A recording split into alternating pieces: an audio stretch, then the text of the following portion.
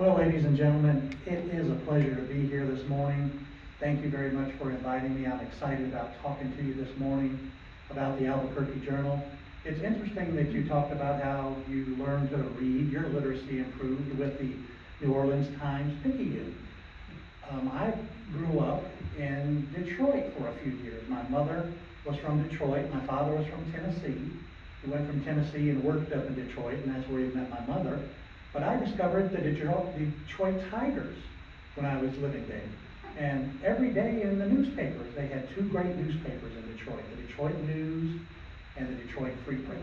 And every day my father would bring those newspapers home for me to look at. At first I would look at some of the statistics, then I saw things, standings in the newspaper, started reading a little bit about the Tigers. They had these great big huge super posters in the newspaper during their run to the World Series that year. I hate to tell you or hint to you how old I am, but that was back in 1968 when they were winning the World Series. They had players like Al Kaline, Denny McClain. Those may be some names that you might remember. But yes, my love for reading and newspapers came from being a sports fan and reading the Detroit News and Free Press when I was a kid. So earlier in my career, I was in sports journalism. He mentioned I was in the sports departments at the newspapers in Phoenix and Tucson, and absolutely loved it and built a love for journalism. But also that started to extend to other parts of the newspaper, what else was going on in the world. And just built a love for everything involved with newspapers, from editing stories to designing pages, taking pictures. And so here I am, almost 50 years later. My first job as a reporter, part-time job as a reporter, was in sports journalism in my hometown of Cookeville, Tennessee, a little bitty city between Nashville and Knoxville, if you can imagine that on a map. Had two daily newspapers back when I was growing up. It was the smallest market in the United States with two daily newspapers. So I cut my teeth as a young teenager working as a sports part-timer for those newspapers. And ever since then, I can't believe it's 50 years later. I mean, I look at this room, you guys were all teenagers at that time, probably 50 years later as well. But, you know, life has flashed before my eyes, and here I am. Having lived in Phoenix and Tucson previously, I'm used to the desert lifestyle. So I found it to be a good mix between Tucson, which is still like a small town, almost like a hometown, and Phoenix, which is a big metropolis, hard to get along there. So I guess it's kind of the best of both worlds that I'm getting so far. And as I said, I've been a journalist for nearly 50 years, which means one thing. I've spent almost my entire life asking questions, other people's questions, especially my mom and dad in the car as we were driving places. Are we there yet? Or asking them, what's wrong with those clouds up there? Why are they turning black? What's happening with the weather today? My parents felt like they had to be experts on every single solitary topic, raising a kid like me. But now I find myself as the managing editor of the Albuquerque Journal. All those things that have happened earlier in my career have come to a peak here in Albuquerque. And I find myself part of an institution that's been asking questions about New Mexico for more than 100 years.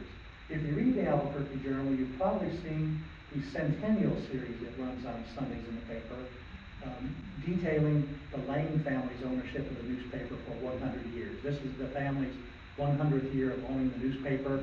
It was around even, I think, more than 50 years before that. So the Albuquerque Journal has been asking those questions for a long time. So think about that just for a minute. For a century, through wars, political upheaval, economic booms and busts, natural disasters, lack of literacy in the state, lack of health care in the state, enormous changes in the way we communicate, the Albuquerque Journal has been there trying to make sense of what's happening around us. The technology has really changed dramatically. You guys probably use your handheld devices half of the day, trying to find out where you're going to go, or even read your news on a handheld device. But the people in the newsroom really have not changed. The way readers receive news has changed, but the fundamental mission of what we have every day has not changed. We ask questions. We look for evidence. We try to confirm what we're told. And perhaps most importantly, we're willing to discover that some of our original assumptions in our reporting were wrong.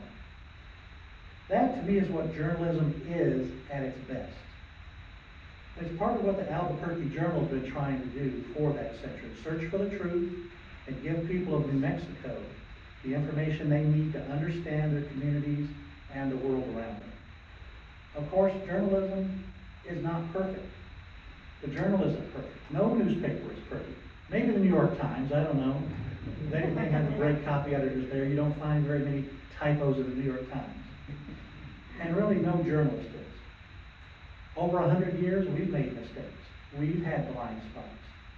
We've missed stories. We've sometimes gotten things wrong. Journalists, after all, are human beings. And human beings bring their own experiences and assumptions to work. But I would argue that the answer to those imperfections is not to give up on the search for truth. It's to keep searching. I expected an applause after that right there.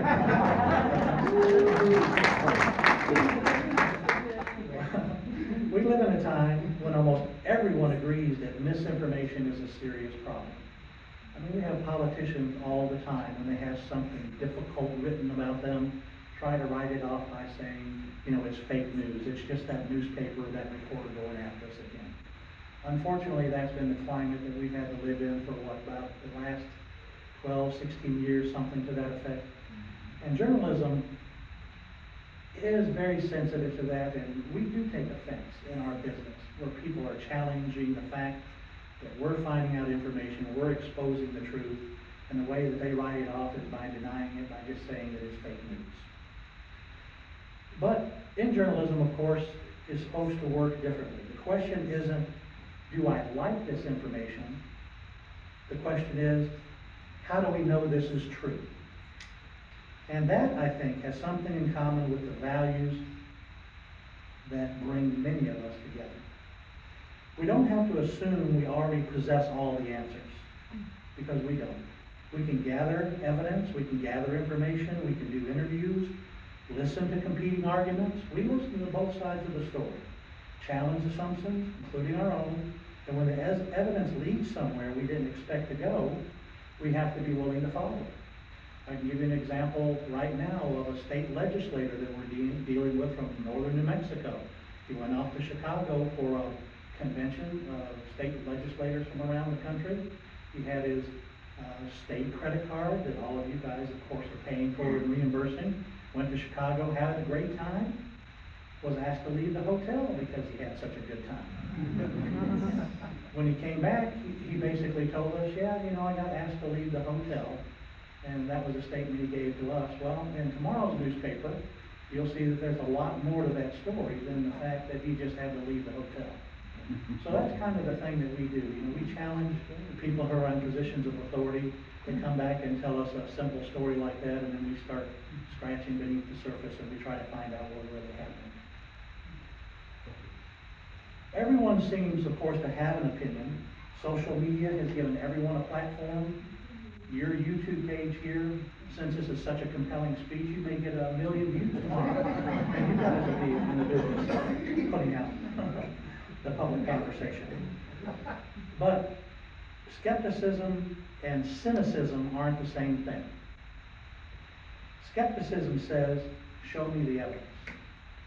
Cynicism says, everybody is lying, so there's no point in looking. I think skepticism is healthy. In fact, the journalists depend on it. I want our readers to question us. I want them to challenge our reporting. I want public officials to challenge our reporting. When we call them and give them a chance to apologize or come clean, I would hope that they would trust us enough to tell us their side of the story.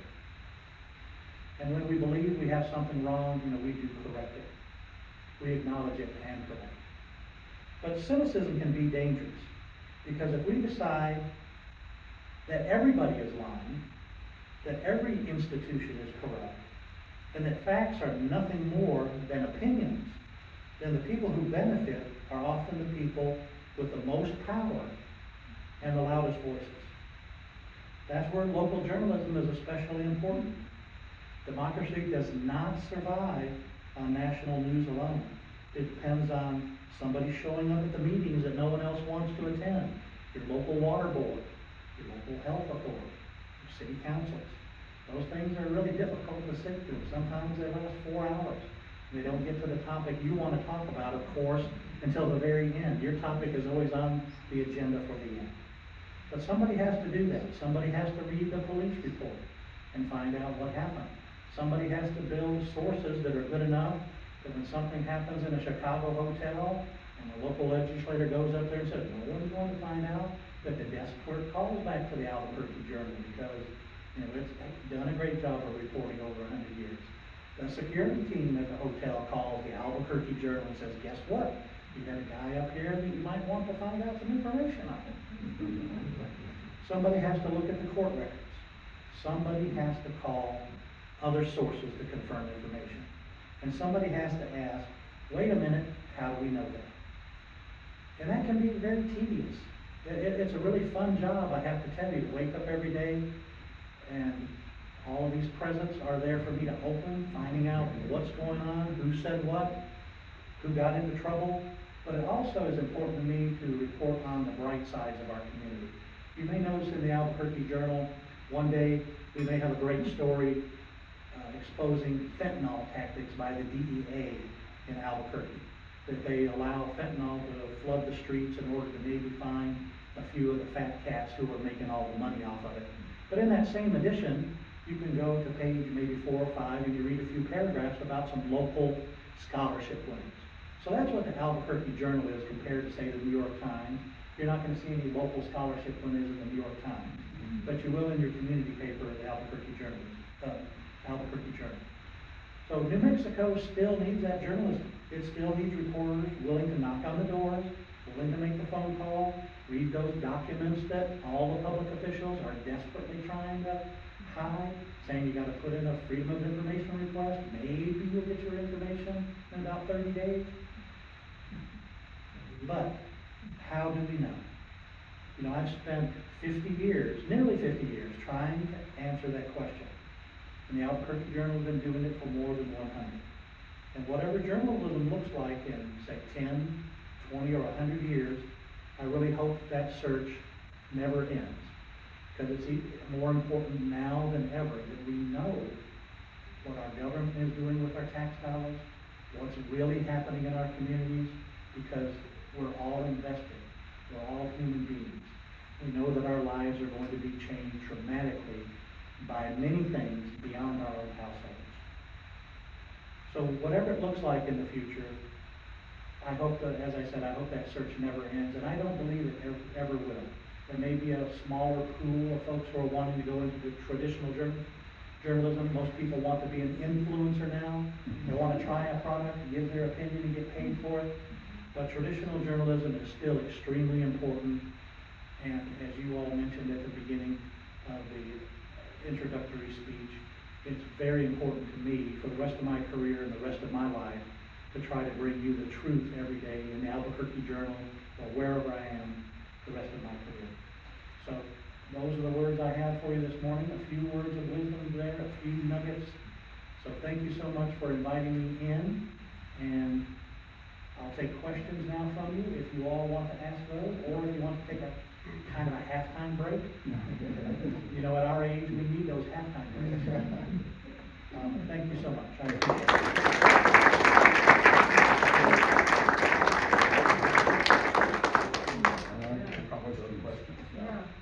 I thought you were going to talk about recent changes to journalism, and I'm wondering, there's so much AI out there, how do you protect against it?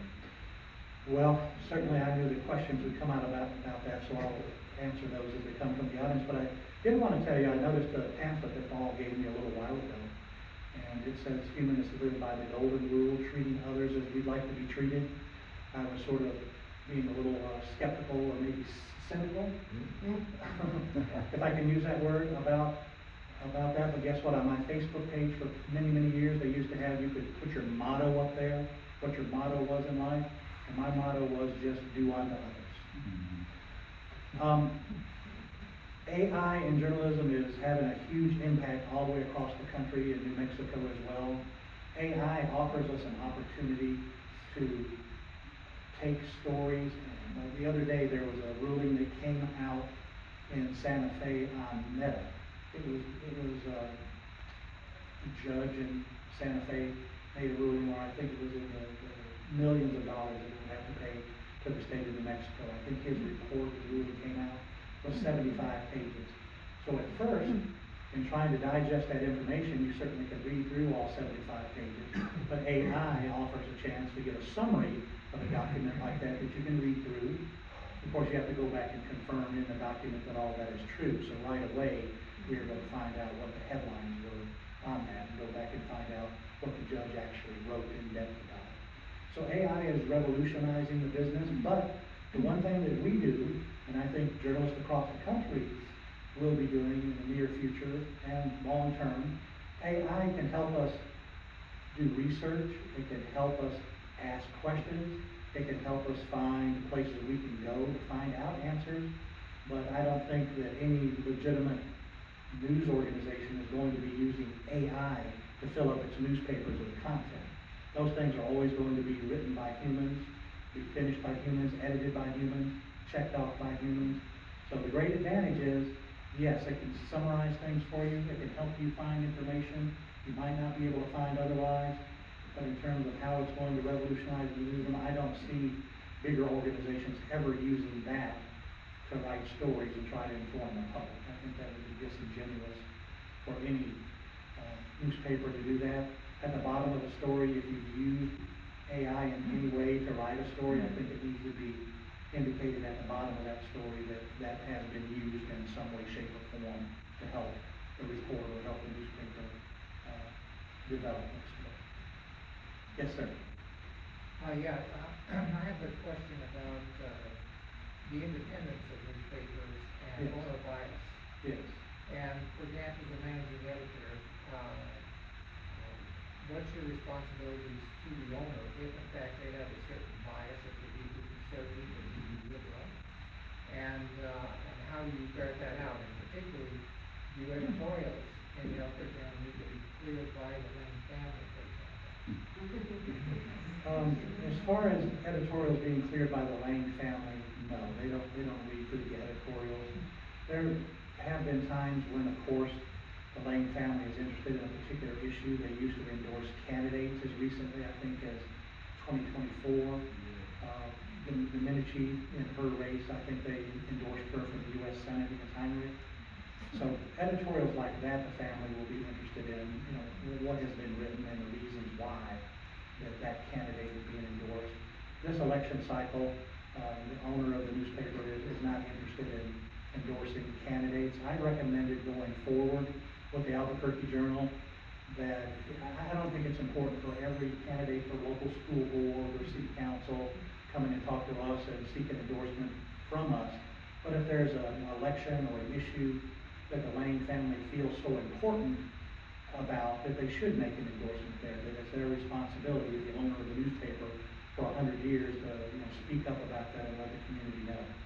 As far as other places I've worked with corporate ownership, I've never worked at a place except for one time where the corporate folks have mandated that an editorial would have been written. I was working in North Carolina the year that Barack Obama was elected against John McCain. I think that was 2008, if I'm not mistaken. And the folks who owned the newspaper there wanted all of their local newspapers to endorse John McCain. And so that certainly brought a lot of consternation from the local editorial boards. Very few wanted that to write that endorsement, and the newsrooms were up in arms. But newsrooms, reporters have no voice in who gets endorsed or what goes on an opinion page. They certainly can have their own personal opinions, but it's not like we go to the newsroom and say, okay, how many people favor abortion, how many people don't, raise your hand.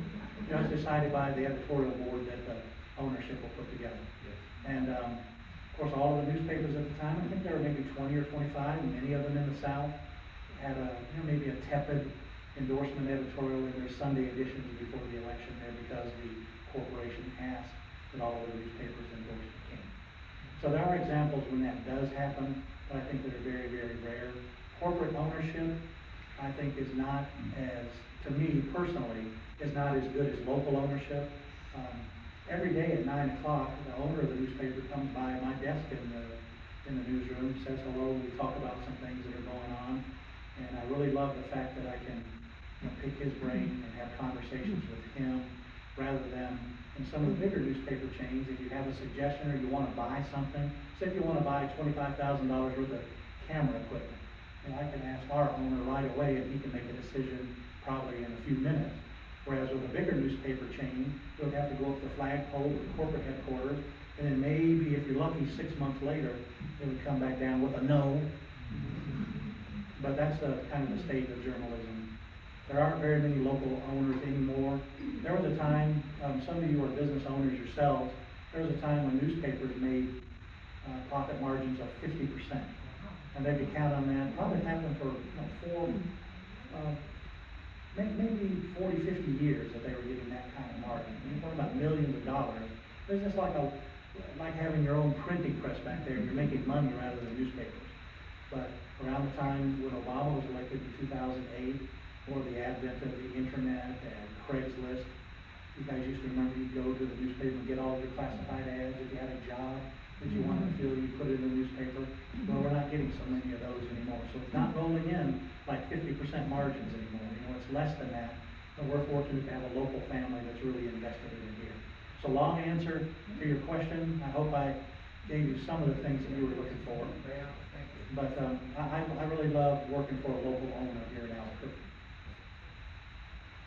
Yes, sir, Paul? So could you talk a little bit more about the economic model for newspapers going forward? You're devoting a lot of resources to online now, I know. That's right. Here in Albuquerque, our publisher wants to continue to have a strong print product. I think I even recommended to him early on that maybe he'd want to merge his weekend edition, that we would have a Saturday and Sunday paper that would be combined, that the readers could get Saturday morning and have the entire weekend to read that newspaper. He said, no, I want to provide a newspaper to people every day. I want them to have fresh news every day. They go to the driveway, they pick up the paper, they have it with breakfast every morning. If we take that newspaper away from them, we're taking a little part of their life away from them. So he didn't like that idea very much. So some of my ideas he's liked much better than that. But yes, I think the Albuquerque Journal is still committed to print. But it's also pushing on the digital side to expand our presence there.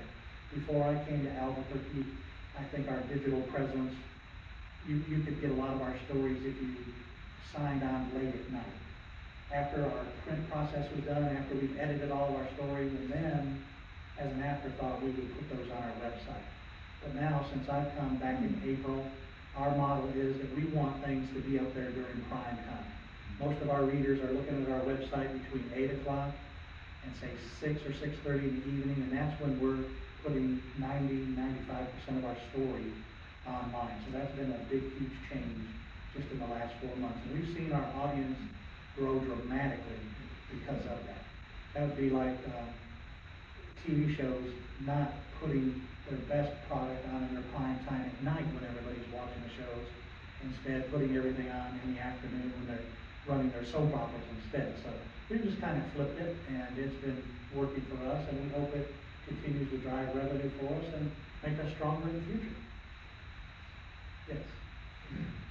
A question I have, I lived in Gallup, New Mexico for 30 years, and recently moved to Albuquerque. The Zollinger family had the Gallup Independent there, which had a tremendous impact on novel reservation and many communities in that area. Yes.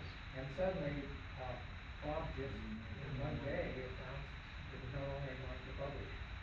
And I assume maybe the advertising and financial model didn't work. Also, this family had run this newspaper for 100 years. And so, one of the questions I have is, the Albuquerque Journal, is there any way to rescue rural communities? Because suddenly I know nothing about Gallup, just like David.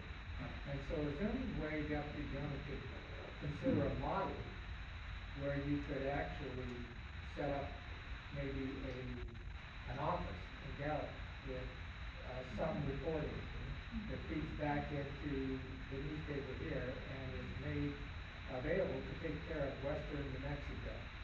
Because right now, I think it's a barrack spot. There's a tribal newspaper and Outlook Times. Otherwise, that's it. And that comes out weekly. So, I just, if you have any thoughts about that, have you thought about getting into that area at all? Yes, I understand exactly what you're saying, and we do have two reporters, two really good veteran reporters who are covering southern New Mexico, Yeah. and we have one who's covering northern New Mexico. And Gallup is part of the, I guess you'd say, responsibility of both of them. They try to keep an eye on big stories from there, but they cover it from the point of view of what would our Albuquerque readers think about what's happening in Gallup, rather than covering the fact that at Maine and Central and Gallup, they're putting up a new stop sign, or what they decided at the city council the night before. We're not reporting on those stories, because our audience wants to see the bigger picture type stories. If the hospital closes in Gallup, if there's flash flooding in Gallup, those kind of things are things that we've written about in my time there. But there may be a model there in the near future, but it would require probably thousands of digital subscriptions in order to be able to make it work. I think that there are people who are looking into some of those models across the state. There was a family that just bought the Roswell newspaper. You may have read that it was going out of business. Its last day of publication was going to be the same day, but an entrepreneur and owner came in and bought the Roswell newspaper. But he's got his hands full there in terms of selling enough digital subscriptions in order to pay salaries for journalists, photographers, editors, those kind of things. So that would be the biggest challenge. Certainly Gallup does need a newspaper, and it was served for 100 years by one. But what the model would be, I don't think that exists at the moment, unless somebody were able to sell thousands of digital subscriptions for whatever that publication would be for going in there. Yeah, I have a question relative to Yes, that ma'am. comment. What is the relationship between the Albuquerque Journal and Pat Davis and all the little digital subscriptions that he's covering? No relationship there at all. So you don't republish No. stories that his reporters write? No. She was wondering what our newspaper's relationship was with Pat Davis, who has some digital publications around Albuquerque, and we don't have any relationship with them. They publish what they want, what they believe is best for them, and what will drive their audience, and we do the same for ours. My motto is basically, tell me something I don't know. When I come into the office at 8 o'clock in the morning, that's what's driving me all day. Tell me something I don't know, and then that's how we try to pursue journalism after that. Yeah, I think he's been rescuing some small papers that are outside of Yes. around the state. Yeah, we don't have any kind of relationship with him. Well, you might want to talk to him. Now, he would run into the same Yeah. model problems, and I think he's one of them involved in Roswell as well, trying to take that on, and that'll be more than a full-time job, that'll be a full-time job times 10. Yeah, exactly. Yes, sir. So in high school, I had a civics professor, the kind of teacher, said that if you know what the editor and stuff, his opinion is, it's actually kind of propaganda usually. So my question is that they've done these research. There are certain things that are the Murdoch family is fairly negative on bias type of thing, and MSNBC is in there, and CNN somewhat. The only ones that they came that was least biased was, I think, the Associated Press, or was the Associated Press, Reuters, and then PBS as being sort of semi-neutral and stuff. My question is, do you think there's a national newspaper that is unbiased? That is, I think papers should be unbiased. I think the newsrooms of those organizations are non-biased. Yeah. But when you see a CNN, they have talk shows all night. Those folks are supposed to have opinions. And at CNN, they decided for their business model to have more left-leaning there, and then with Fox News, you see more to the right. So I think that's part of their business model, but that's not actually news gathering. Those people aren't news folks, they're commentators. but people think that's their news. I know, that's the You know, it's unfortunate entertainment part. stations, what That's, they are. that's more entertainment. Yeah. But yes, I think USA Today is certainly not a biased newspaper. It reports straight down the middle. It does have commentary in its paper, but it's clearly labeled. I personally don't believe that papers like the Washington Post, New York Times, or LA Times are biased in their news columns. Now, in their opinion sections, you'll see that they have some world-class Pulitzer Prize winning opinion columnists, and their editorials, are very hard hitting at the highest level. But as far as the reporters at that newspaper, no, they don't care. If they have a scent of a scandal of somebody doing wrong, I can guarantee you they don't care if the person's Republican, Democrat, socialist, whatever the case may be. Those reporters are so good, they know where to go and find the information, and if you've done wrong, you may have gotten away with it for a few years, but you're not gonna get away with it too much longer if you have one of those reporters on your tail. But it doesn't have to do with your political affiliation. Do you think some of the reporters though are going away? I mean, the No, president is kind of. I don't. I feel like if they have that scent of a scandal, they'll go after it, but if any of their biases are in their story, they have world-class editors who won't let that get into their stories, and if it happens more than once or twice, they're gonna be looking for a job somewhere else. Yes. Hi, I'm a former journalist, and I read the Wall Street Journal, New York Times, Albuquerque Journal, Washington Post, way too many papers. And the Wall Street Journal is an excellent example of what you're talking about. Yes, Wall Street Journal is tremendous. Wall Street Journalism, and the editorial pages are very far right, and the news pages are straight on. Yes, and being a professional in that field for 50 years, as I said, that's what I found throughout my career. I feel like that there are some out there who, for their own purposes, want to twist it. They've been caught. They've been the subject of what they would consider to be a negative story. How do they react? They react by their fake news comeback. When the better reaction probably would be, here's what I was thinking. This is what I should have done. But we're not living in a time when public officials are transparent with readers, with taxpayers, with the audience. Unfortunately, I thought that wouldn't happen later on in my career. I thought after Watergate, after what happened with Watergate and the scandal there, that there'd be no way that politicians would turn back that way. But I guess everything comes 360, and now it just seems like no one wants to answer a question straight out and in a straightforward manner. And then the audience is divided half and half, and they start fighting with each other. When is all that going to end? The only time it's going to end is when civility comes back to our debate. And I hope that we'll see a turn of that, maybe as early as January, maybe sometime in 2028 or 2029. But just people talking across the aisle. I mean, that's all I'm going to ask for. Treat people with common decency and respect. That's what I personally would like to see. As a newspaper editor, we will publish both sides of the story no matter what. Our opinion pages will be filled with commentary from both sides of the aisle, sometimes more than both sides of the aisle. People from other political parties writing into us. Look at that. Thank you very much. My first real applause of the morning. Yes, ma'am. Ladies first. I appreciate your covering the demonstrations, and things like that, even if there weren't necessarily that many people there. It's really nice to be able to see that people are, what's going on. And also you have such a variety of community voices, and one of the previous editors color-coded them so that you could tell what sort of thing it is, op-eds from, editorials from, and they stopped carrying the national columns, I noticed, but there's, people that we're not used to hearing from saying some interesting things. Thank you. Well, you're welcome. When I was in Atlanta, I was in charge of our weekend coverage. And we had covered a lot of those.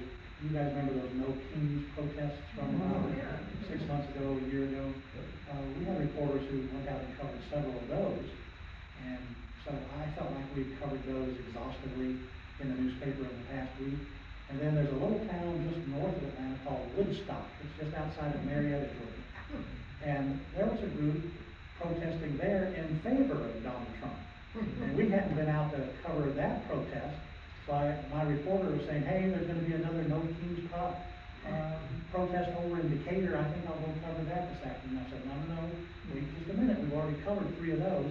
Let's go to this little town of Woodstock and let's find out what these folks are going to be protesting or supporting in terms of President Trump. So we try to do it on both sides, even though it may seem to our reporters sometimes it's evident the bigger protest, the louder protest is going to be the No Kings. You know, there is another side to that story. We wanted to tell that one as well.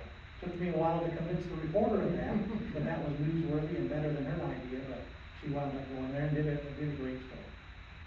Yes, sir. I'm curious, what's the life like for a news reporter? How big is the journal's newsroom and how many stories do they keep out of I that? think that overall we have, including with our weekly newspapers, about 45 to 50 journalists still. And we have newspapers all the way from Socorro to Valencia County. We own the one in Rio Rancho, and of course the Albuquerque Journal. So the life of a news reporter in Albuquerque, I mean, I could wish, I could put a wish out for 10 or 15 more reporters, and I would have plenty of things for them to cover. But the life of a reporter now is probably producing a good in-depth story every day, trying to make it competitive for the front page, and have it to be something that other media outlets have not reported. If somebody else has reported a story, as the editor, you know, I'm a lot less interested in that story. It's likely that's not going to be on the front page. Good morning. Good morning. I, subscriber. Oh, well, thank you. Good thing, That's but. some applause there. Yeah. I have an 87-year-old who lives at home, who loves a print newspaper. Oh, that's good. But I do want to say is that I still believe that there's a tremendous amount of privilege for people that have these jobs, that write these articles and do this, and I'm still a cynic and I'm still a skeptic. Okay. Because I feel like having grown up here in Albuquerque, South Valley, always gets a bad rap. And so 100 years of journalism has been painful. As you listen, and I know as a young person, it was very impressionable. And listening to all of the stories and all of the negative microaggressions that could really just kill a Builds up community. over time. Builds up over time. And so that's where that skepticism and that cynicism still continues to grow, and it still is felt. So what are the strategies that you have to make sure that your journalists and your folks that are working are also in touch with that, and also just sort of also start to think of the words that they use, because there's a lot of microaggressions still in a lot of print journalism that is really hard to take. So I'm just gonna say this, I had a grandfather, a great-grandfather, who ran for office out, it was in the late 1800s, early 1900s, out in Estancia, in that area. And I have this article in the newspaper that says to vote for my great-grandfather, vote for Bonifacio Varela, because he's a good Mexican. And while that sounds like it might have been positive, it's a microaggression. And so I read that and I think about that and I still sort of like balance it today, and it still hurts my heart. It hurts my heart a lot. And I have spent my career pretty much, I'm a lifelong resident of that community. And when I was on the school board, because full disclosure, I was on the school board, did write back to the journal and said, please stop doing what you're saying about this community in that way. Because I was that kid that grew up there, that couldn't wait to get out of my community because I thought it was horrible, but it's not. And so I just want you to know that for lifelong residents like myself, who's grown up in a different way, probably than a lot of people in this room, those kinds of microaggressions, I mean, it hurts so bad, so bad. Well, you know, certainly newspapers over the years have had their share of things like that that happened in the 50s and 60s. Many of them were even on board with civil rights. I've been fortunate to work with a lot of editors. The Atlanta Journal-Constitution was probably the most prominent newspaper pushing for civil rights back during the sixties. You guys lived through part of that. You've seen a lot of the news reels on what had happened in places like Montgomery and just basic civil rights being denied. When I grew up in Tennessee, our newspaper was the Tennessean, and it also supported those civil rights, and it was at the risk of life and limb for a lot of reporters, a lot of owners for that newspaper. There was a famous publisher, owner of the newspaper, the Tennessean, named John Siegenthaler, who worked for John F. Kennedy, and he was beaten senseless for some of the things that he put out his opinion in. As far as local journalism is concerned and in communities, I think one thing I've been really sensitive about in the time that I've become the editor here is that every shooting doesn't wind up on the front page. I think there's more important things for us to be pursuing than, because somebody was shot, because someone was killed. We do try to look at every case, how the police responded and reacted to it. But I don't think in the time that I've been here that there have been too many stories that have risen to the front page as a result of a shooting being on the front page. Obviously, if there's a triple murder, quadruple murder, or something like that. But I think I've become more sensitive about those kind of stories and where they're played in the newspaper.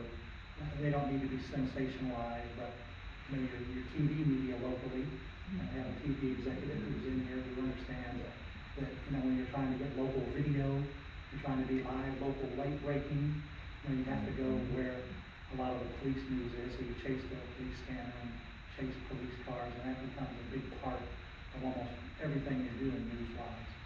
So that's a huge challenge for the media to think about, and that's the one thing I can point to that I've done in the time that I've been editor, is not to overreact to every shooting that happens in the community, but also try to look at it from a bigger picture point of view, and how the police are reacting. I think they promised a few years ago that they would take a step back in situations and bring in mental health experts if there's a hostage situation or a domestic violence situation.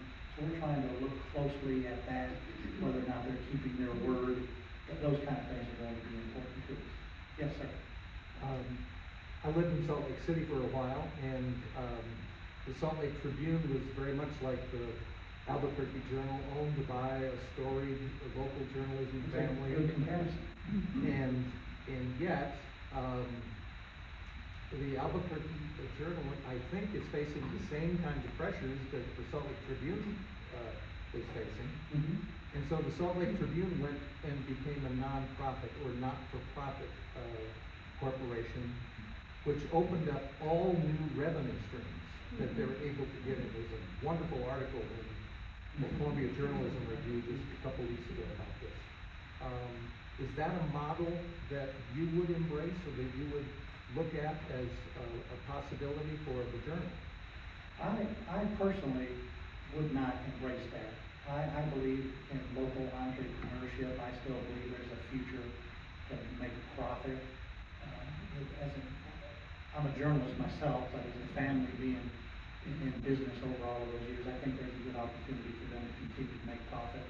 A lot of newspapers have looked at that model to sustain themselves long term. There's been certainly more than just the Salt Lake Tribune that's done that. The Salt Lake Tribune is a good newspaper, good statewide newspaper, was kind of a good check to the Deseret News in Salt Lake City. And I do think that a lot of folks are looking at that though in challenging economic environments, and probably will be more every year to take a look at that. The revenue streams that you're talking about are contributions from readers, grants that people are giving the newspaper. And most newspapers, even though, let's say the foundation will give $1 million to a local newspaper to do more reporting on education, let's say, or healthcare, those have happened at many newspapers across the country. But for the most part, they have agreed to stay out of the conversation about what those stories should be about.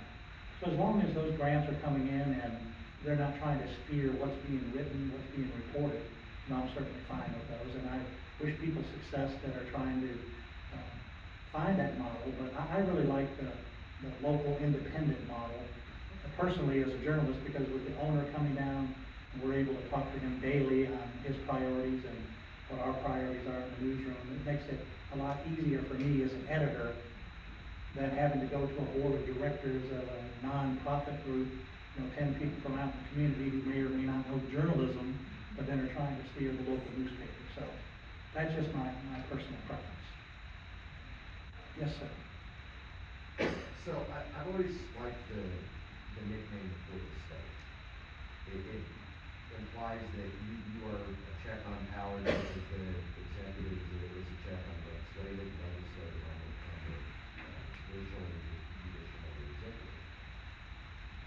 It seems like right now may be the most important time to have that check on power and that exposure to the truth that not everybody can find on their own. It also seems like right now may be the hardest time to do that job. So I'm curious how just the changing environment between citizen journalists and people in power who are just very comfortable to go straight ad hominem and just when you do call them out on things, they're just going to call you a liar and say that you're bad at your job instead of even try to address what is said. So I'm just curious how the changing environment, both socially and technologically, have affected your ability to do the job at maybe the most important time ever to do it. I think you're spot on with exactly what you said. It is a very challenging time. But I do think reporters have adapted to it. While it felt like a gut punch at first and you're reeling, you're about to go down to the canvas and maybe take at least a standing 8 count. I don't think that's happened in the case of reporters who are professional, who are seasoned, and who can take it. You guys might look at the Washington briefings where the president likes to go off on 1 or 2 particular female reporters. They're professional enough to know that, yes, they can take it, but they're also respectful enough of that office not to strike back personally. And I think what you've seen there is a lot of resilience on the part of journalists adjusting to the new normal, but they have to dig a little bit deeper to get their sources. You see where the Pentagon is trying to bar reporters from coming into the building because then the great journalist at some of the outlets back in the East, even in the Los Angeles Times as a Washington reporter, but no reporters finding out information. Unfortunately, our public officials don't want us to find out, but journalists have remained resilient. And you can look across the press room, you can see when tough questions are being asked and the response is a snap back at that reporter. Used to in those Washington press rooms, they would all have each other's back. Somebody would pick up on the same question, keep asking it. But nowadays, they've reconfigured the press room where they have allies in the press room. So the next question might be, Mr. President, you're looking very handsome today. That type of thing is exactly what you're describing. But I think that people who are real journalists are resilient, and they're going to get the answers no matter what. They can be told fake news, for months at a time, but the truth does eventually come out. And in the years to come, it's going to be incredible what we're going to find out. And we won't stop asking the questions, I don't think. Yes, sir. Most of us here grew up with newspapers and certainly appreciate the value of local journalism. What about young people though? Like, does the Albuquerque Journal have a good number of 20-something readers? Are you trying to kind of recruit that group to make life for readers out there? That's a great question. The other night, I told you that the newspaper is 100 years old. We celebrated at an Isotopes game. We had a tent at the game, and we had a little game. You could go over and throw a bean bag, and if you got it into a slot, you got a prize. And when the kids would come up, teenagers, you could tell they're high school students or college students, they would throw a bean bag, and then I would ask them, I said, what is the Albuquerque Journal? And I would think that 90% of them had no clue what was the Albuquerque Journal. So that in itself, of course, I knew that we had that kind of a problem, but that was a great illustration to me that despite Albuquerque Journal having a great marketing department, despite it being here 100 years, that we've got a problem with those generations coming up. And I do think the things that we are doing, one thing we're going to do that you're going to see toward the first of the year is a really reinvigorated Sunday edition of the Albuquerque Journal. One thing that'll be in there is a lot of, I think, news and information related more to younger people. There'll be pages where kids who are elementary school age can fill out crosswords or color pictures, do things like that. Right now, we're kind of aimed, I'm guessing, at people more or less my age. When you pick up the newspaper, you know people are going to be interested in investigative type reporting. Younger people don't really know how that impacts their life. So we have to make more of the stories more relevant. We're trying to do things more photo galleries. We still cover high school football, youth sports. Those are ways to get young people into the paper. But, you know, I was at the airport the other day, saw a few people reading our digital edition, a few people with the print edition, but not one single young person reading the Albuquerque Journal. So we got a big problem there. What But about we're- the schools? We Yes. used to have them in schools. Yes, and we still have a newspapers and education initiative where we take some newspapers to the schools. We're working with the University of New Mexico marketing class, asking them what we can do to market the newspaper to younger readers. They're gonna work with us for maybe 10 weeks, a semester on that. We're also giving free subscriptions to students at any university in New Mexico. We're starting with the University of New Mexico and New Mexico State. So this fall, when you enroll, offer a free subscription to the Albuquerque Journal. You just activate it, and you can read it all the time, find out what's happening in your hometown. Seems like it'd be particularly useful in Las Cruces, you know, where there wouldn't be very much Albuquerque news. I think they get El Paso TV down there. So we're hoping that that will help drive some initiatives, and we have sponsors in regard to that offer as well. If they activate it, you can go certain places and get, free food or discounted food or drinks, those kind of things. So it's kind of working hand in hand, making a little money for the newspaper, but also finding new readers for the newspaper. Yes, ma'am. So as I'm listening to this conversation, I'm thinking of the local paper, as it serves community, right? And how you're going to attract newer, younger readers. But stories that are tied to big ideas. And what's coming back to me is, I grew up in Tucson, Arizona, on the south side. I live in Oro Valley. Yeah. You got some of the best Mexican restaurants in the world down there. Near the Greyhound Park down there in Tucson? Maybe, yeah. You didn't like those that much? Well, I didn't go to all the. Bill Clinton went to one and he had lunch one time. Right, that was Alanel, or no, yes, I understand. But what I wanna get back to is, I grew up in an area where Hughes Corporation, contaminated our water. And it was a journalist working with a teacher, a homebound teacher, who investigated, the horrible impact of, the TCE contamination of our water. And my brother was one of those homebound kids, and ended up, and he fined, so to speak, that he was able to work, but the impacts of TCE in our community were deep, and they're not over.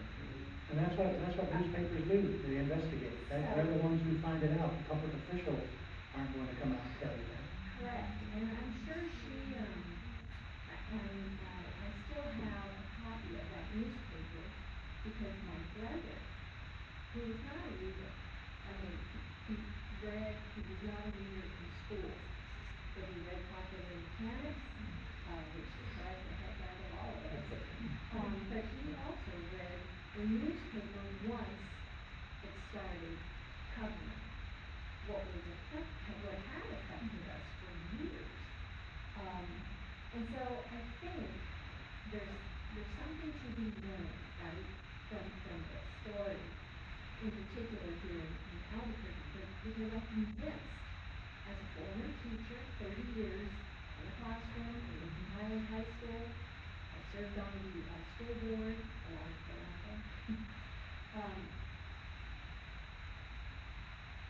there's how we cover civil rights in New Mexico and the Southwest, maybe should be different. I'm convinced that there is a level of contamination impacting our kids. And when we talk about absentee we never bring up environmental, factors. I have yet to read about that. That would require an in-depth analysis of, talking to doctors, talking to hands-on teachers, because I think our history is different.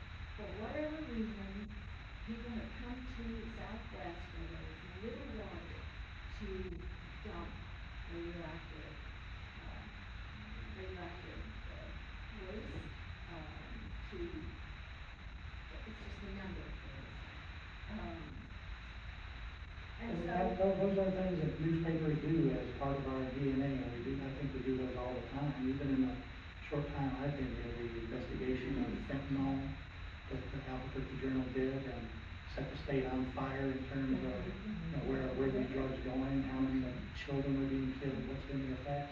We had a story just a few weeks ago about the dangers of being in an assisted living community in New Mexico, and there's no oversight whatsoever, and how the citizens living there are impacted.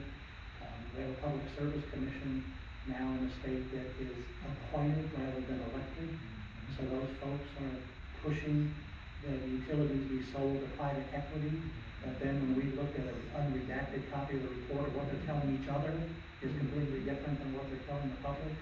So that's something, you're mentioning things that can help the newspaper grow. Those are things that we're going to continue to push and try to sell the newspaper, that we're the ones who are investigating. TV stations are good at giving you the breaking news on, things that are happening now and in the moment, but we're gonna be able to go more in depth with those kind of things, and I do appreciate that suggestion that you brought up there.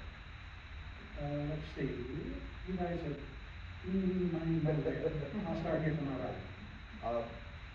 Especially given your role now as an editor, what do you do personally to challenge your own assumptions and your own preconceptions? I think that one thing that I've done recently was challenge the assumption that everybody wanted to know if there was a shooting and somebody died, and if there's a murder, that had to be on the front page. Because growing up as a small town journalist, I guess in a little bitty town between Nashville and Knoxville, if somebody was killed in that town, boom, that was front page news. So that's something that I lived with growing up in my career, that was important news, and while it is sometimes, that's one thing that I challenge myself about, that while we do have crime in the community, that I don't think that's the most important part of the fabric of what's happening in Albuquerque. I just don't think that. I think that people want to read it online, almost like it's clickbait. But I just don't think I want to invest a lot of time with our journalists and just go into scenes of crime, writing what's happening. So that's challenged my assumption there. What was the process? Well, just seeing so much of it in the newspaper all the time, and talking about one part of town, having mug shots in the newspaper just about every day, and probably creating, in my mind, what seemed to be a false impression of a particular part of town. It may still be dangerous down there, you might not want to walk in certain parts of town at that time of night, but I just don't think that our newspaper needs to be filled up all the time with those kind of stories. We can invest our resources better elsewhere. Yes, sir. Yeah, you've certainly been in journalism for a long time, and so you have perspective. And one of the things that has concerned me has been the ability of journalism to continue. And what's your impression about university programs, the education and graduation of journalists, reporters, how well are they trained? How many young people are going into journalism? And is the reimbursement adequate for reporters bringing in good people? Well, of course, since I'm live on YouTube, I'm going to say, yes, those journalism programs are the best they've ever been, and keep those students coming down the pipeline. But the reality is that not as many students that are going into it as at the time of Watergate. That really inspired, I would say, thousands of young men and women to go into journalism and take it up as a passion because of what happened at that time. I mean, we're in another moment similar to that, so let's see if that does produce more journalists who want to dig a little bit deeper and find out information rather than trying to create a bunch of bureaucrats who want to hide information from the public and through laws, tricky laws that, oh, yes, I could give it to you, but there's this little rider, little amendment down at the bottom of this law that because I'm a talented lawyer, I got put in there and you'll never see the light of day to that information. Hope we get more journalists rather than people who are trying to hide things from us. But the journalism schools are still very good. The Cronkite School in Phoenix, a number of you have mentioned Phoenix. That may be the best journalism school in the country now. People at the University of Missouri would argue with me, but I think the Cronkite School in Phoenix is one of the best. So they're producing journalists that are going all across the country, but also particularly in the West, places like New Mexico, being able to find reporters there. And they're working with communities like, let's say, Farmington, New Mexico, which has a newspaper up there. I think at the Durango Herald, I visited with them a couple of years ago and asked them where they find journalists that want to go work in Cortez, Colorado, or is it Cortez, New Mexico? Colorado. And that's really difficult to attract a journalist up there. I mean, you can't pay somebody $100,000 a year to go work in a small market like that. So you're exactly right in everything you said. The challenges of attracting somebody is the compensation enough. If you pay off your student loans, if you're going to go into journalism, if you're certainly one of the best and you go work at a big broadcast outlet or in a big market, you can make enough money to have a good living and pay back those student loans. But it is a difficult challenge in the year 2026 for sure. Yes, ma'am. I wanted to address what the teachers who were speaking talked about a few minutes ago. In journalism, and I'm a former journalist and editor, it's very easy, if anything's easy, to look at who, what, when, where, but what they were talking about was why. And very few of the stories that we get anywhere, whether you're watching Scripps News or whether you're reading the paper, that goes into why. They may say, yeah, there's this many kids that don't go to school, or there's this that happens, or that happens, but very few stories dig into why is this happening? What's happening here? Is it our economic situation? Is somebody polluting?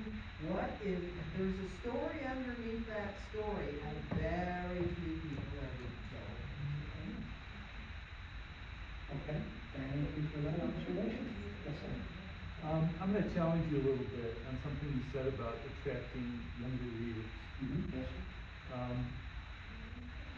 I read a statistic that said that people under maybe 30 or 40, 60% of them get their news from YouTube. And I think the ship has kind of sailed that they're going to come back to the newspapers. That's just my skepticism. I think what would be, and I think that it actually applies to local TV news too. I honestly do. And I think that also now applies to cable news, because your cable news demographic is all going to be people that look like people in this room, basically. The younger generation gets their news in a certain way, and I believe that there's an opportunity here for the local press, with the passion that you guys have for reporting. Today's newspaper, I think, was a good example. 16 pages is not a big newspaper, right? But when I look at the bylines on that and see all of the local reporting that you guys do, there's value to that.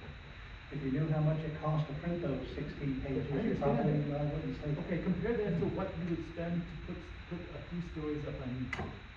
Well, we still, as I mentioned, our owner is committed to both a great digital and print product. The print product, you say, is completely different than the digital one. Digital, we're 24, really, I wouldn't say 24/7. Our window, as I said, prime window is at 8 o'clock in the morning to like 6:30 in the afternoon. We get a huge audience there. So I think a lot of the Albuquerque market is going to our online edition and looking at that throughout the day. We can see that with our numbers. So far this year, you can see how many times our content has gone through a Facebook window, and it has appeared on a Facebook window. Last year, we had like 85 million of those views. This year already, we've had like 95 million of those. So we know that a lot of young people are seeing what we have on the digital side. So that's why we're also making a commitment on that side. We do a daily podcast every day at 6 o'clock. You can go onto our site. You can see the news in basically 5 minutes on that digital podcast. And we see that that's growing the more that people find out about it. And as far as that's concerned, we're also going to develop another podcast for maybe noontime while folks are at work. They're on our website, they can see an updated podcast, or maybe at the time that they're going home. But you are right, people are seeing a lot of stuff on YouTube. Sometimes they can watch news live on YouTube, but also they can see the news that's put up there by the TV stations. It may be a few hours old. My wife is from the Philippines, and she can get the nightly news from the Philippines, not live on the Philippine stations, but she can get it on YouTube, after it's been broadcast like an hour or two later. So that's an opportunity for her to watch what's going on back in her home country, her hometown, really. She can get news like that, and I agree with you, that people can go to YouTube and find that. We have a YouTube channel as well. When we've had debates in the past, or town halls at the Journal, those have been broadcast live on our YouTube channel. And if you go to our homepage, you see the main story window there. We have the ability to go live and put things live in that window. When we have gubernatorial debates, or debates coming up in this election cycle, when they're going on live, you'll be able to see that live on our page. So all that technology is going to have to be developed, and that's where we hope that we'll get the young readers. It's going to be hard to get them to come back for a daily print edition, but we hope we can get some of them for our Sunday paper and bolstering that and bringing it up. So the print edition may not be something, as you say, it's probably not realistic to get a lot of young readers there, but with our digital edition and offering that to students at New Mexico State and University of New Mexico, they've got their phone with them all the time. If they've got the Albuquerque Journal app on their phone, they're kind of wondering what's happening back in the hometown, how's my high school team doing? What's the story about fentanyl that's flooding the community there? They'll be able to press on it there and maybe build up that habit as well. Yes, sir? Years ago, it was over 20 years ago, probably closer to 30, there was something called Channel 1. I don't know if you're aware of that or not. But in the schools in Albuquerque, it was a mandatory thing for the schools to, I worked in a middle school at the time, for the students to take this 15 minutes per day in the morning, usually, to see the news.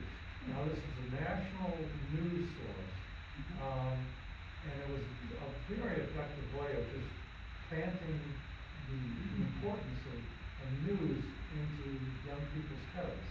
And I'm wondering if I'm sure it's,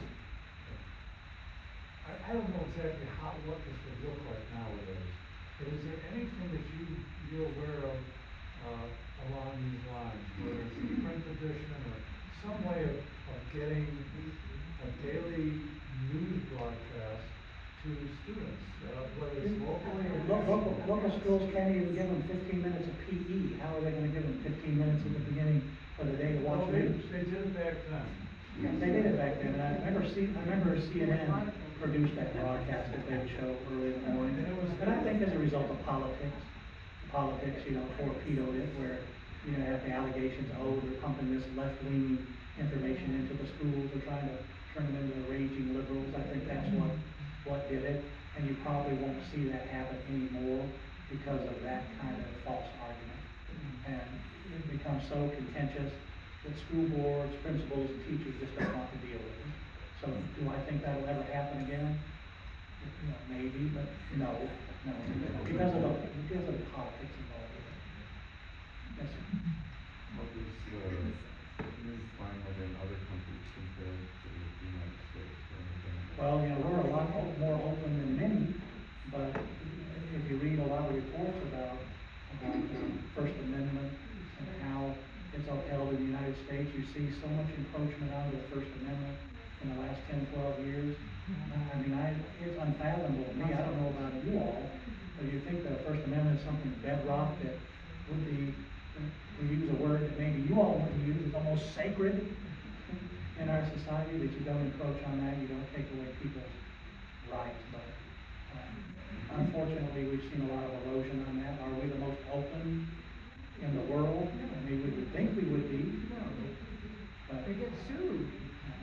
get sued. And so I think it's because of the political climate that, you're seeing, even with a policy toward colleges, where you almost go to a college campus and you extort money out of them in order for them to, okay, we'll pay you off, so you'll stay off our campus and you won't get involved in our curriculum or any discussions we have there. It's to me, the worst I've ever seen. A government trying to go after a talk show host, trying to drive them off the air, trying to challenge ABC's rights to have a broadcast license. And certainly when those are up, people in the community can challenge those, but for the federal government to apply that pressure seems to me to be extremely counter to the First Amendment. And I'm a big believer in it. It's something that's been important all of my career. First Amendment rights, human rights. The First Amendment can't really take too much more erosion. We can even say that we still have a First Amendment, in my opinion. Am I encroaching on your halftime, by the way? I think we've altered slightly the schedule, so it looks like there's maybe more questions. Okay, sure. You guys can keep asking. I'll be here with you until I wear the woman on the front row out. Yes, and this question is not particular to the Albuquerque Journal or even to print versus digital. Yes, It ma'am. really has to do with the American approach to journalism and reporting. And what we talked about earlier about telling both sides of the story. I remember reading many years ago when the whole climate crisis first kind of bubbled up into awareness many years ago. Reading then in Europe, there was very little echoing of the false science about climate change. And instead, the reporting was along what the scientists were saying. But in this country, we were getting both sides of the story. We were hearing both what the scientists said and what these conspiracy theory, business people were saying. Same thing with autism and vaccines. We're hearing both sides. And then what we saw happening, although it's now reversed because far right's doing for everybody, but what was happening for 10, 20 years was in Europe, they were taking it seriously, they were starting to take action against climate change. And here, we were being more and more influenced by businesses that spent a lot of money and suppressed scientific evidence. And their story was echoed in the newspapers and in TV shows and everywhere. So this idea that we have to report both sides of the story, I don't know if that makes sense when the other side is stating things that are actually false and cannot be supported in any logical way and are harmful to the whole societal view. Yes, that's a great point. And in terms of opinion pieces, I think that many newspapers reject the ones that aren't scientifically based. You don't see a lot of that in real mainstream newspapers. But as far as reporting is concerned, you do try to reach out to the other side of the story. And climate change is the tobacco issue of our lifetime. What did the tobacco industry go on for decades trying to claim that tobacco wasn't harmful to your health? And after a while, that was broken down, and finally, the truth finally came out. But the tobacco industry hired people to write op-eds and supposedly become medical experts that would testify that it has no harm on your health. So the tobacco industry would say, yes. Now, on one hand, you have these doctors who are saying that, but look, we have doctors on this other side, but you've got people who are not really good, credible sources of that information. And again, newspapers, I think, report information, and it's up to us as readers to be able to be smart enough and figure out what's right, what you believe, what you don't believe, and that's all up to you individually, what you decide to do with that information. If you want fentanyl to be flooding your streets in Albuquerque, say, okay, DEA, your tactics are fine, go ahead and just keep bringing it here. Now your sons and daughters can go out there and buy it for 35 cents a pill. Can you imagine that? Price of a fentanyl pill is about 35 cents in Albuquerque. And what kind of damage can that do? Well, the DEA tells law enforcement that, that's fine, this is a legitimate tactic that we have, but, what are the casualties on the other side? So those are the type of things that I worry about, but, that's up to individual readers to decide. as somebody who helps run an editorial page, we can editorialize on it and hope that people read it, but there are those that are paying millions on the other side to cast doubt. Well, exactly, Bennett actually runs counter to your argument. Maybe those DBA agents are saying, well, those people shouldn't be addicts, they shouldn't be buying that fentanyl, it's an individual decision. Well, that's ridiculous. And even the argument that we shouldn't propagate false narratives in our media society is also ridiculous, because all of us Well, are susceptible. we're not owned by the government, we're not All of owned us by. are susceptible. Right, that's right, but we're not owned by the government doesn't tell us what issues that we're gonna put in the newspaper. Government doesn't tell us what's true and what's not true in the newspaper industry, the digital media industry, the multimedia industry. They don't tell us what's true, we don't buy that, we No, look at I'm it just arguing with that investigative the type way of that tactics. journalism is taught and practiced in the United States about always being so sacred to tell both sides of the story with equal degree should be reconsidered. That's my point. Well, I don't agree with that. I think you have to present both sides of the story, and you as a reader, you have to be well educated enough, I believe, in order to make the We are decision on not, which side. no, we are not well educated. That's, And it's a certain sector of us that but no, are not. we'll always tell both sides of the story. Yes, sir. Well, kind of to go off what she was saying, it seems like right now, in all media, with legit journalism and also, the Joe Rogan show, it seems like there's a push for everybody who hears that, 9 out of 10 dentists recommend brushing your teeth. Well, what's that 10th guy saying? And are we going to seriously give him equal time to the other 9? It seems like there's a real push to think that 10th guy is. In some media outlets, I would agree. Was there someone else up there with a question? Yes, sir. I just got a subscription to the Albuquerque Journal, just as I Good job. said. Thank you. But I Appreciate that. also looked it up, and you guys, up until you came here, have been noticed as a moderate right-wing newspaper. I mean, I looked on several sources here and stuff, so I'm hoping that the way you're talking and stuff, it sounds great, I love the way you're talking about it. I'm hoping that you go And a little more to that's this. opinion page, that's opinion page, that's not the news page, that's Well, opinion they page. call the paper then, though they call it conservative, but, We don't put, we report on politics, yeah. but our politics, what our reporters think is not relevant at all to. Power to you. But an editorial page, yes, that's spot on. Okay, I'm gonna challenge that a little bit.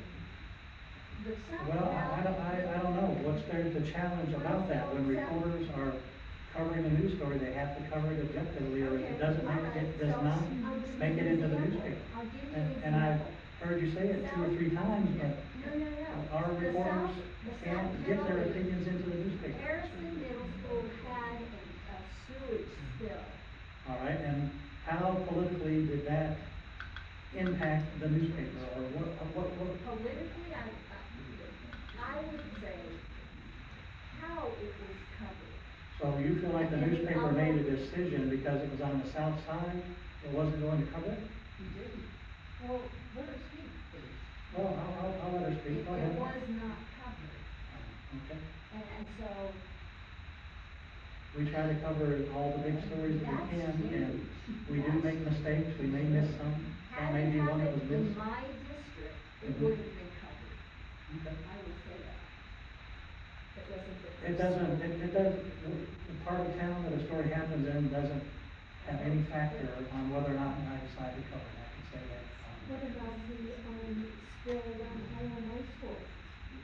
And the cleaners and base and all of that sort of stuff. And that's kind of disappeared. One thing that we just did at the Atlanta Journal-Constitution is that we did an investigation into what kind of chemical harm the Dalton, Georgia carpet industry did over years. Because it brought millions and billions of dollars to the state of Georgia in terms of economic impact, but in terms of polluting the water in Georgia, turned out to be one of the worst catastrophes in the state, in my opinion. And you all are welcome to go look at the work that the journalists did there in regard to that. But that was a small town outside of Atlanta, and very prominent in terms of its business impact. But the newspaper put literally every resource it had in investigating that. But in terms of us deciding what stories we're going to cover, I can tell you, as an editor, whatever part of town it is in, it doesn't matter to me whatsoever. If it's a big story, it's a big story.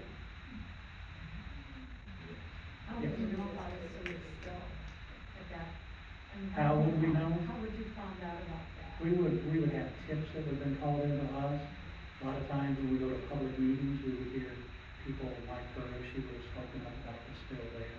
Those are There the are ways that we things would that you find don't out. know about, correct? I mean, there are things that you haven't found out about, so that doesn't mean that. That's right. That's right. Mostly news tips from concerned citizens, whistleblowers, will tell us about stories. Yes, sir. I would just like to hear you sharing a little bit about your day, what your day like. What do you tell your reporters in terms of what kind of story you're hoping they would bring to you? And then, when you do bring something, what is the criteria that you use in your mind, whether it's explicit or implicit? If you could share with us, how do you make that decision, right? What make it to you? I'm kind of like a symphony conductor. At my desk, I'm looking at everything that's coming into the newspaper, literally dozens of things at a particular time, why something might need to be investigated or reported on now. A lot of times, the story has to be newsworthy. You know, we're not trying to write a history book and go back and write what happened 30, 40 years ago. You know, we write about what's happening now, depending on what the best stories are at a particular time. And it runs the gamut from politics to sports. It runs from nonprofits that are involved in the community, to education, to finance, to business. We have missile defense contracting companies here. We have huge hospitals here. We have a huge university in the state. So all of that comes together at one particular time, depending a lot of times on what the big stories are that are happening with those companies. Certain stories will get the bigger headlines. If the University of New Mexico picks a new president, you know, that'll be a headline story. But then a few days later, we'll go back and look at the educator's background, what he or she is bringing to the table, what they've done in their previous role, if there's anything in their past that might be of interest that our readers need to know. So that's the main thing. There's lots of things that are coming in at one time, but you have to prioritize some as being more newsworthy than others. And I have to make the decision with my reporters on what to prioritize as their time. We have a police report. There's a lot of crime, there's a lot of stories that are happening related to that. So on any particular day, she'll have 10 things that she could probably write about. So we have to talk about what the most important thing would be there. Our reporter at the state capitol, there's probably 5 committee meetings going on at any time. And we can't be in all 5 committee meetings. But, you know, we are going to miss things there, and we're going to make mistakes on our judgment on what to cover. They may be talking about chemical spills in communities at one meeting, but we're at another meeting where they're talking about the shortage of doctors and nurses in healthcare in New Mexico. So it's a matter of prioritizing those type of stories. But in terms of how stories get into newspapers, they have to meet the threshold of being fair and objective, and they have to meet the threshold that we've asked every question that we possibly can. I go back to that state legislator that I'm talking about, who went to Chicago and had a good time. You know, reaching out many times to him for his side of the story, and also reaching out to his party for their side of the story. If they decide not to talk, or they're not interested in participating in that story, then, you know, that's their decision. All right, thank you. Thank you, guys.